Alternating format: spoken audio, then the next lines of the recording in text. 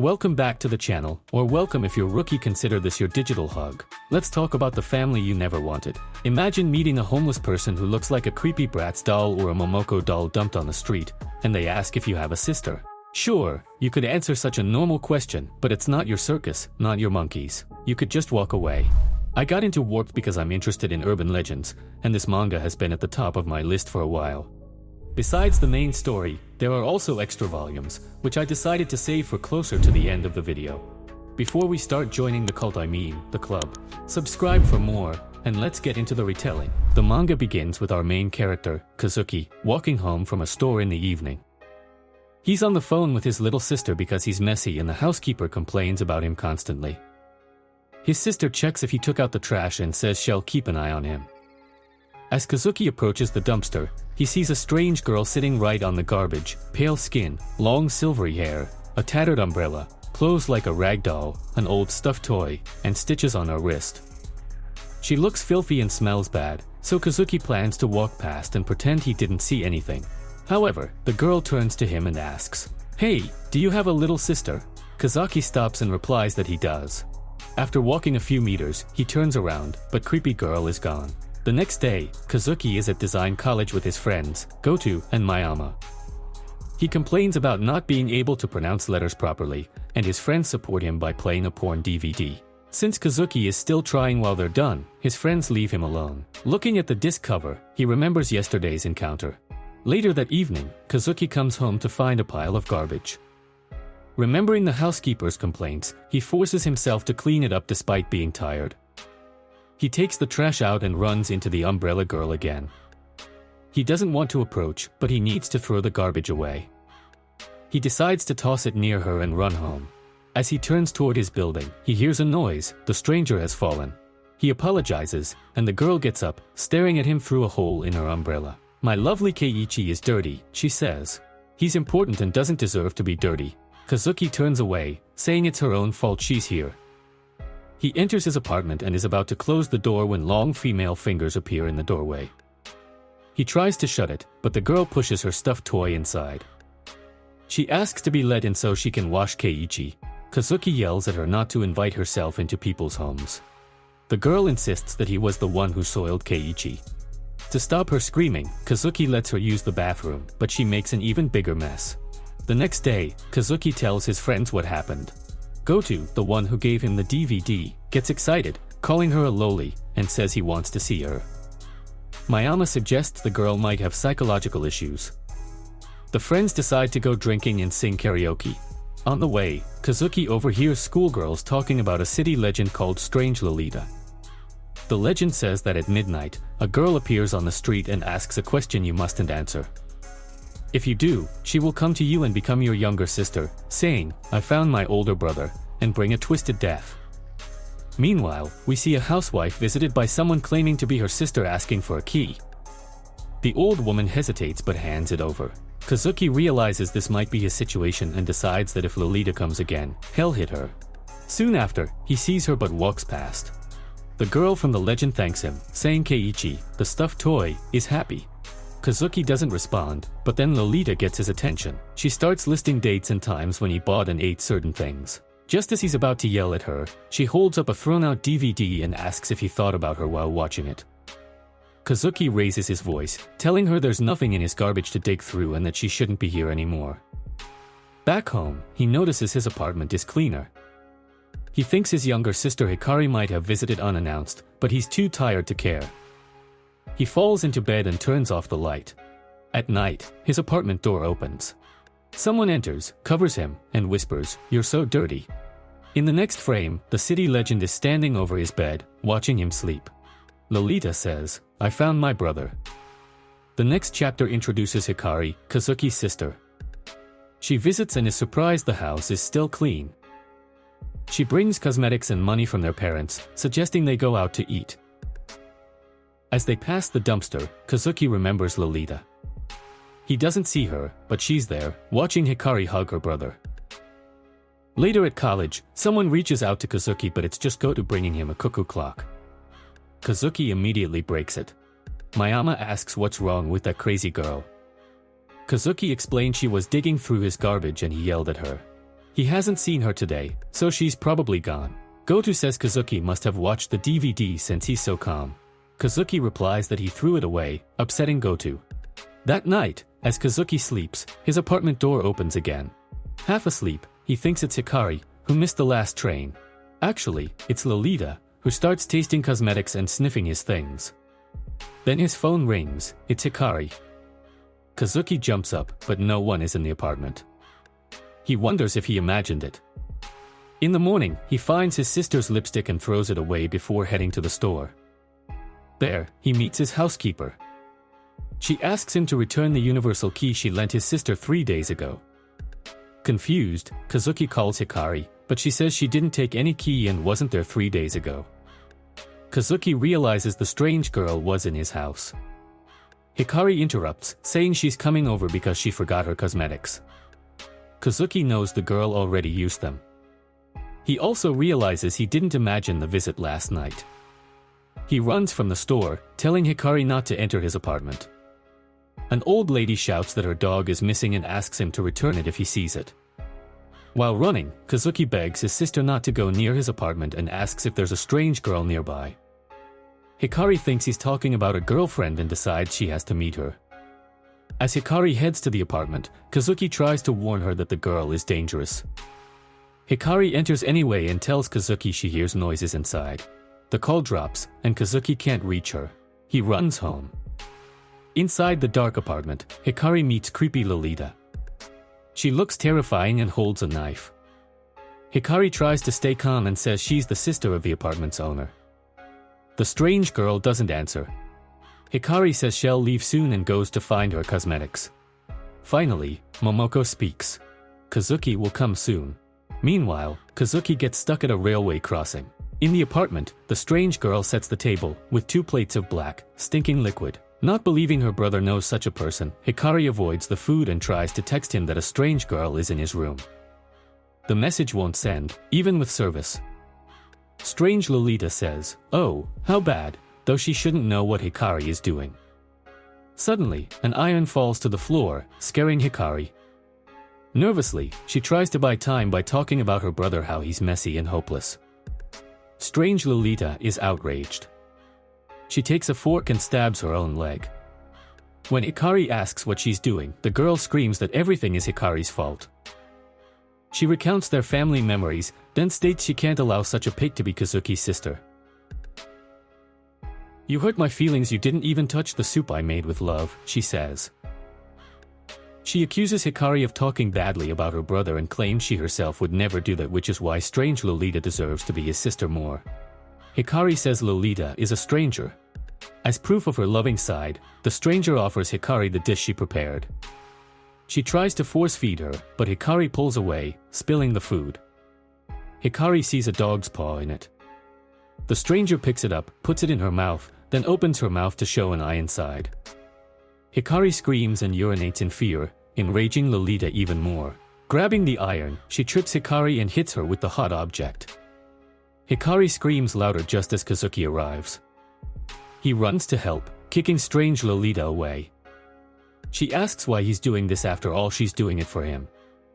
She tells him not to interfere until she cleans up. Finally, she calls him her older brother. Kazuki doesn't understand. Strange Lolita says they've been through a lot together, remembering how she watched him sleep. She attacks Hikari again, pulling her hair and pointing out the puddle on the floor.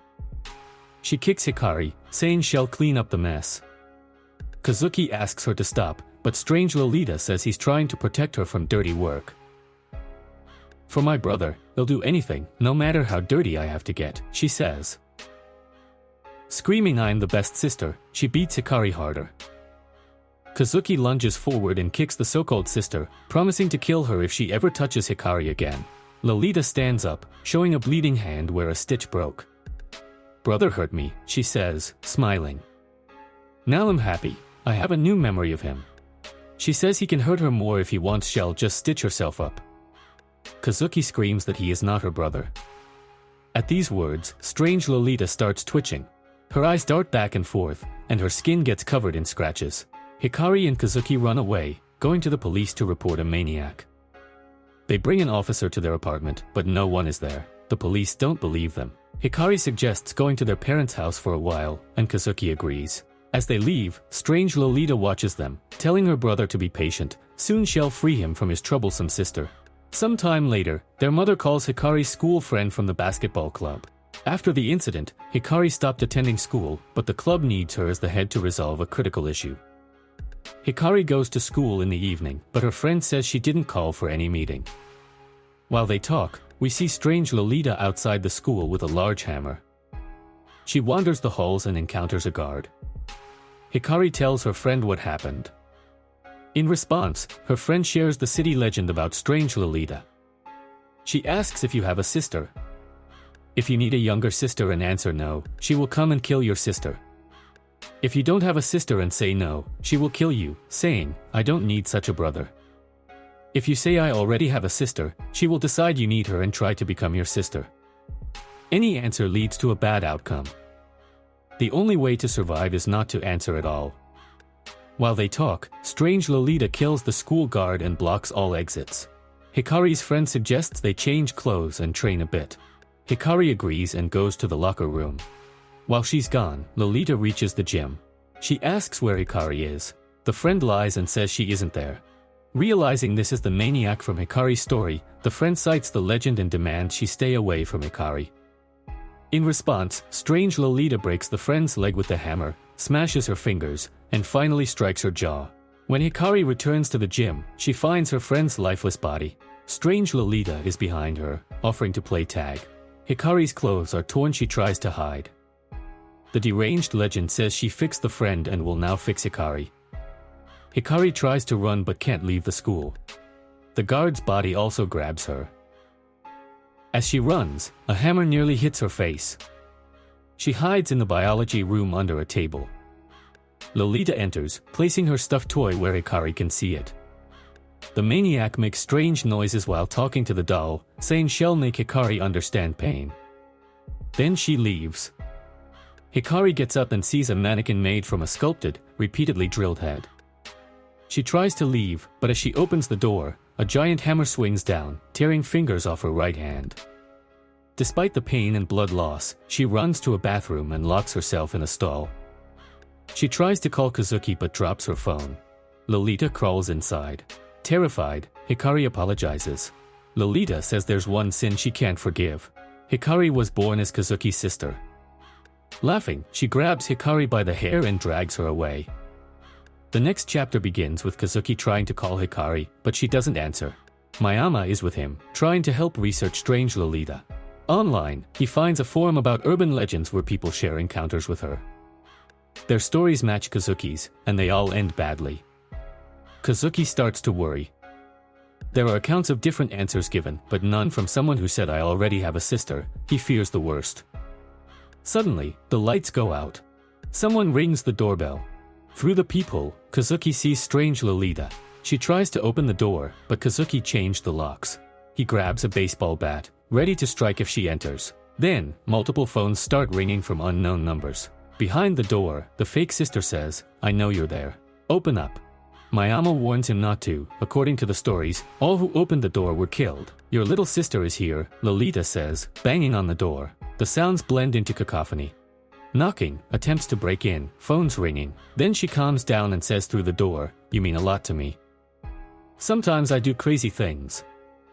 She asks him to promise not to be angry, then leaves, leaving a puddle on the doorstep. Mayama promises to keep searching for information that might help. Their search leads them to a closed psychiatric hospital. Bringing Goto along, they explore the creepy building. Mayama shares that the hospital was shut down after a doctor went insane and murdered all the patients years ago. They find a body bag. It twitches, and a human eye peeks out from under the zipper. They run, but Kazuki notices Mayama is missing. He goes back to look. Goto tries to say something but is grabbed from behind. Kazuki turns and finds himself alone. He continues searching, seeing Lolita everywhere, first in his mind, then in every room. He realizes he needs to escape. He runs into a room where the walls are covered in tiny writing that forms one large image. Looking closer, he sees the words elder brother and nails stuck in the walls. He finds a table with a diary inside, belonging to a psychologist at the Tanabe clinic. Kazuki reads the records, and we learn the backstory. An 11-year-old patient named Rimina Kanbi was admitted. She was the only survivor of a family massacre where the older brother killed their father, mother, and grandmother in front of her. The trauma caused partial memory loss and neuroses. The girl's body was covered in bruises from her brother's beatings. She refused to change out of her Lolita dress, saying, "This will do, a younger sister should be like this." To build rapport, the doctor had lunch with her. She often dropped food due to swollen lips and would eat it off the floor, apologizing, saying her brother would punish her otherwise. She confessed she was forced to eat garbage until she was sick, which gave her constant stomach aches. She'd clutch her head, promising to be a good sister and begging not to be punished. The police used hypnosis on her to continue the investigation, which worsened her condition. She scratched her cheeks with her nails. The doctor apologized and told her she was a good younger sister. Then Lolita asked for the first time, "Do you need a younger sister?" The doctor hugged her and promised to be her older brother. Later, the girl saw the doctor talking to another patient and was clearly upset. That night, that patient disappeared. The doctor suspected Rimina but dismissed it, thinking she couldn't have done it. At the start of the next month, the girl had a stationary knife in her hand. Her condition deteriorated. The last thing Kazuki reads is that to protect someone from such obsession, their deepest wish must be fulfilled. Lolita arrives. Through the door, she reminds him of his promise and says she's curious what will happen to his loved ones. Kazuki opens the door. He asks where his friends are, but she claims not to know those names. She turns to Keiichi, saying her brother kept his promise and she's happy. Kazuki directly asks if she is Rimina and says he's sorry for what she went through, but asking anything of him is pointless. If she wants, he'll help her find Dr. Tanabe. These words enrage Lolita. Feeling betrayed, she claws her scalp until it bleeds, then attacks Kazuki. He pushes her away, angering her more. She bites his hand, and he hits her on the head with something. She falls, and Kazuki threatens to call the police. Rimina pinches his leg, making him fall. She says, "I warned you I'd do crazy things when you reject me." Kazuki feels his body going numb. She sits on him and, laughing hysterically, starts to strangle him. She says they'll soon become one. Her last phrase, "I will destroy you," just as the older brother destroyed my dream, makes Kazuki remember the diary's advice about fulfilling her wish. He tells Rimina she shouldn't do this because she's a good younger sister. It works, she lets go. Kazuki continues, saying she always tried her best. Pulling her close, he says, "You are the perfect younger sister." The fake sister stands up, delighted, then dissolves into the dark. Kazuki then sees himself on a table where Lolita is cutting his leg. He shouts stop, and wakes up. He's in his parents' house, he escaped. He gets up, and his friends are caring for him. He goes to his real sister's room, but she's not there. Downstairs, his father is reading the paper, and his mother is cooking dinner. She scolds him for being out all night and says Hikari decided to sleep at a friend's without warning. Kazuki is relieved and life seems to be returning to normal. Still tired, he goes to wash up, happy things are getting better, then sees Lolita's reflection. "Good morning, older brother," she says. Kazuki realizes it's not over. Rimina replies that you can't stop being family, it's forever. Moving slowly because the drug is still in his system, Kazuki goes downstairs and asks his mother to call the police. Then he sees his mother dead, face down in boiling soup. His father was killed with the knitting needles he was using. Rimina says she's now his only younger sister. Kazuki realizes Hikari didn't stay at a friend. In tears, he grabs a vase and smashes it over Lolita's head. He tries to run but falls, and she catches his leg. "You should protect your younger sister, but you threw a vase at me." "That's shameful for an older brother," she says. She announces she'll punish him and cuts the tendons in one of his legs with scissors. She declares she'll make him the perfect older brother. Time passes. The neighbors complain about noise from the apartment. All the windows are boarded shut so Kazuki can't escape. A more broken Kazuki sits before a canvas, drawing Rimina. Each drawing turns out creepy and doesn't capture her beauty. As punishment, she uses a stapler to pin his eyelids to his skin, saying, "Now you can see me better." Then she leaves to cook lunch. Kazuki pulls out the staples, realizing he's going insane. He tries to pry boards off the window but gets a hammer to his fingers from Rimina, who just returned with a garbage bag full of ingredients. She doesn't understand why he tries to escape. Everything she does is for him. We see someone has come to the door. Kazuki is on the floor in a pool of blood, a torn-out tooth nearby. The windows have even more boards now. He knows he can't escape. He finds the doctor's diary on the floor and realizes he didn't finish it. More entries reveal that calling her the perfect sister was a mistake. Rimina locked up the doctor and tortured him, calling it discipline. He tried to escape many times but failed. The last entry descends into scribbles. Kazuki remembers Mayama's story about a doctor who went insane and realizes Mayama was Dr. Tanabe. Kazuki starts laughing hysterically. Rimina comes with a garbage bag, saying it's time for dinner. She unlocks his door and catches him drawing. She likes drawing. With an empty look, Kazuki says he finally understands her. Lolita takes the garbage, saying she'll remake dinner. Kazuki asks for a sharper pencil to continue drawing. He gets a pencil sharpener, sharpens one, and plans to stab Rimina when she returns. When the door opens, he attacks, stabbing the pencil into the neck and striking repeatedly. In a mad frenzy, he rejoices at winning, but then sees it's not Rimina. "I was wrong," he says. It's a neighbor who came to complain about the constant noise. Rimina understands from his words that he didn't kill who he intended. Kazuki tries to explain, but when he calls her Rimina, she says her name isn't Rimina, it's Ito Hikari, the name of his real sister. Kazuki is shocked. He says that name is in the book and realizes she isn't Rimina Candy. She's someone who took her place. He pieces it together. The older brother didn't commit the family murders, but she did, and she's been repeating it. He asks who she is. "I told you, older brother. I'm Ito Hikari." Strange Lolita is disappointed. She says she doesn't need an older brother who tried to kill her. She picks up a chainsaw. Kazuki falls to his knees, apologizing and calling himself her brother. He offers to be friends from now on. Strange Lolita agrees. She'll make him her friend.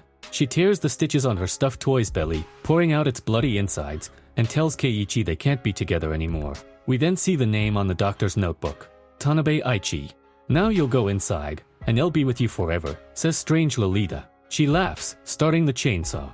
In mortal terror, Kazuki screams. Later, the media reports 4 bodies found in his house. The killer is believed to be Kazuki Ito. Neighbors say the terrible boy was always making noise. Hikari's whereabouts remain unknown. Kazuki is also linked to other crimes, like the murder of a dog's owner.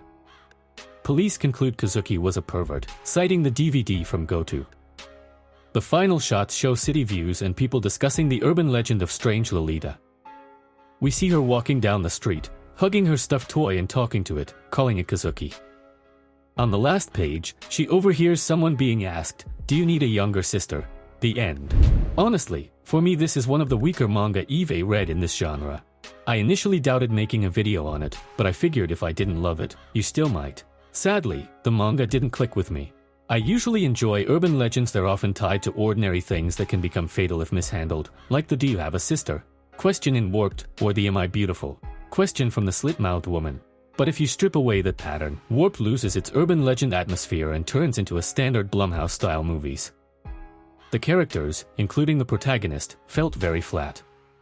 Kazuki is positioned as the main character, but that title could easily go to Strange Lolita herself. The manga is essentially a standard slasher like Scream, Friday the 13th, or Halloween. I don't have much more to say. It's just a story that doesn't aim for anything deeper. It might work for some, but after all the trash I've read, I need something with more impact. The funny thing is that the manga has extra chapters unrelated to the main plot. Standalone stories that are actually much more interesting. I'd say the author's real skill lies in short stories. That's why I saved that for last. Let's talk about them. The first story begins with 2 girls and 2 guys running. A dark-haired girl hears a strange mechanical sound, but her friend Ali thinks it's just the trees. They're chased by 2 guys, Yuji and Satoshi. Instead of running, they dare each other to test their courage by entering an abandoned building rumored to be haunted. Inside, they meet strange locals they shouldn't have. One guy says there's a secret entrance and suggests using it. The first thing they find in the dark is a burnt, human-sized doll. The dark-haired girl explains that the building once belonged to a famous doll maker named Mikasai, who burned alive inside. The group encounters dozens of such dolls. The dark-haired girl yells at the blonde Satoshi for smoking near a friend, making her cough. They decide to split into pairs, reach the top floor, and sign their names there. Legend says lovers who do this will have eternal happiness. Yuji is happy. This gives him a chance to confess to the girl he likes. In his daydream, Yuji stumbles and his hand brushes the light-haired girl's chest. He apologizes, but Kaori says she wants him too. A shadow appears behind him, and we switch to the other couple. They hear a scream like Kaori's. They find their friend near a puddle of blood. The dark-haired girl, Tani, says a black shadow attacked Yuji. Bloodstains lead upstairs. Satoshi thinks it might be the locals from the entrance and goes to check. Upstairs, they find many creepy dolls that seem alive. Kaori explains that the dolls are perfect and shares more about the maker.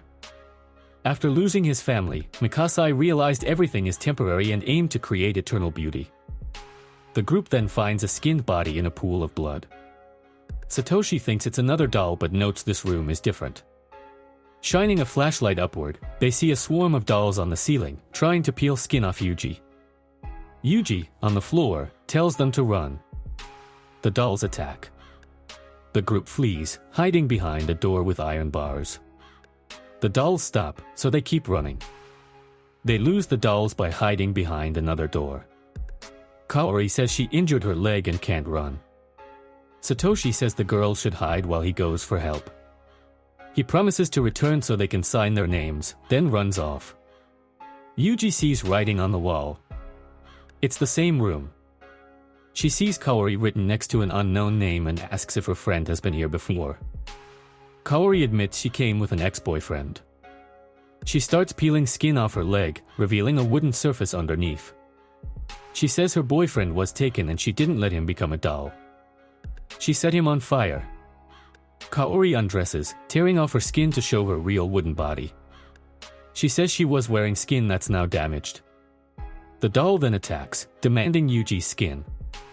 Yuji remembers the story about burning and finds Satoshi's lighter. She shoves it into the doll's mouth, destroying it.